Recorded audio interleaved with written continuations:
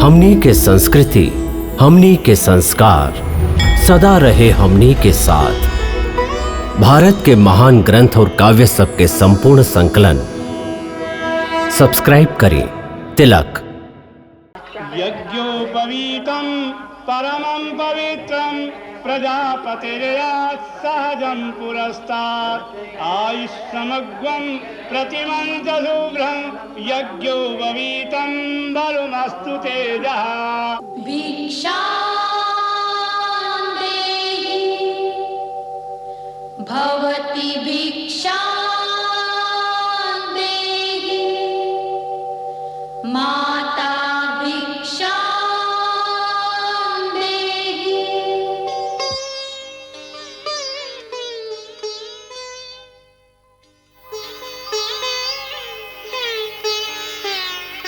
भिक्षा लेके ब्रह्मचारी केहू के घर नहीं जात। वत्स गुरु के आश्रम चला। गुरुदेव, बाहर रथ तैयार बा। देवी, विद्या के व्रत लेके बटुक ब्रह्मचारी खातिर सवारी वर्जित बा। कल्याण होखे। चला।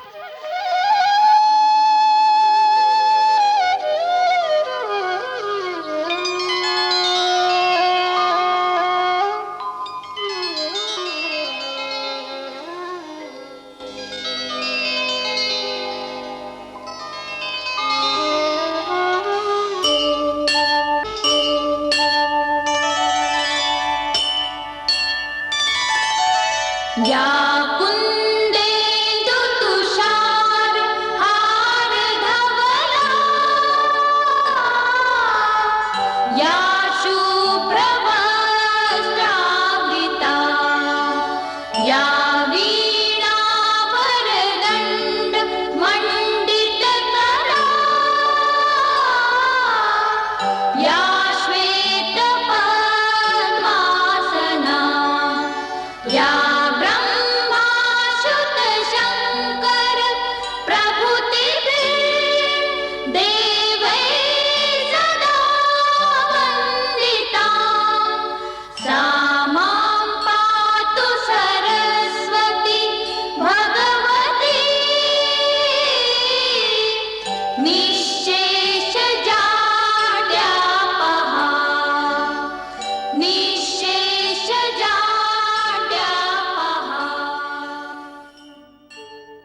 गुरु वशिष्ठ सबसे पहले उनका शरीर के स्वस्थ रखे खातिर योगाभ्यास और व्यायाम कैल सिखौले।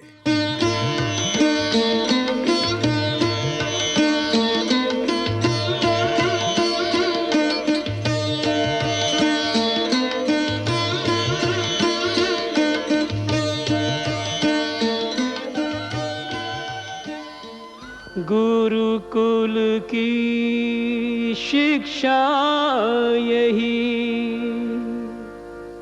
सब हो एक समान।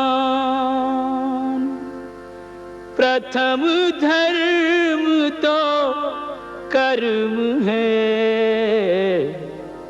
जीवन कर्म प्रधान।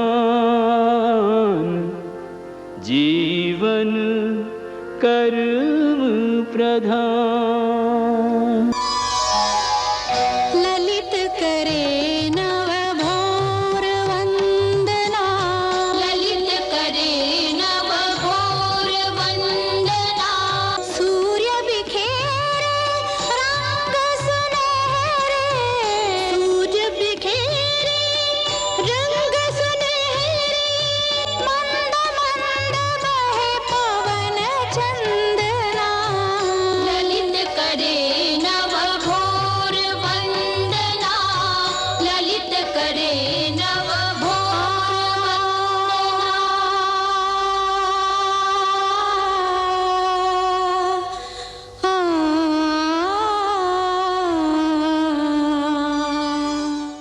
एह तरह सगरे भौतिक विद्या प्राप्त करत करत जब चारों भाई बड़ हो गईलन, तब गुरु वशिष्ठ उनका योग, वेदांत और शास्त्र के गूढ़ ज्ञान प्रदान कैल आरंभ कैलन।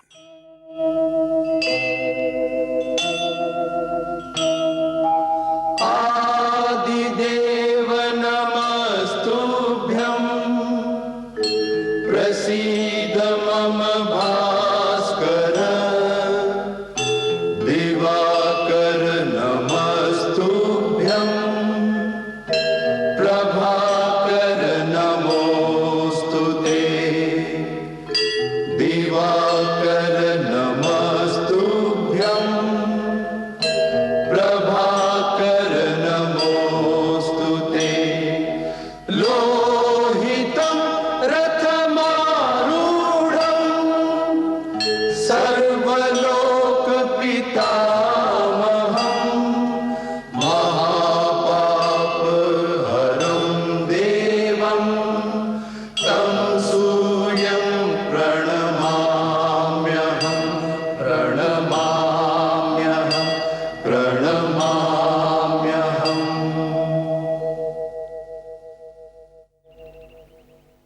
सूर्य वंदना वैज्ञानिक भी बा, आध्यात्मिक भी। सूर्योदय के समय सूरज के ओर मुंह करके वंदना करे से शरीर स्वस्थ होला, मन में प्रकाश आवेला और जीव के अंदर ऊर्जा बढ़ेला। यही समय योग साधना के खातिर भी उत्तम होला। योग कहा? योगः चित्त वृत्ति निरोधः, मन के सगरे वृत्त के रोक के एक ही केंद्र पर मन के ध्यान लगावे के योग कहल जाला। योग से मन काबू में आ जाए तो सब सिद्धि मिल जाला, काहे कि मन ही एह संसार में सबसे शक्तिशाली बा। वह मनुष्य के बंधन और मोक्ष के कारण होला। वह पाप और पुण्य के कर्ता है। पुण्य कहा, पाप कहा गुरुदेव? कोई जीव के दुख दूर करल, ओकरा सुख पहुंचावल, ओकरा से प्रेम करल, यह पुण्य है, यह धर्म है।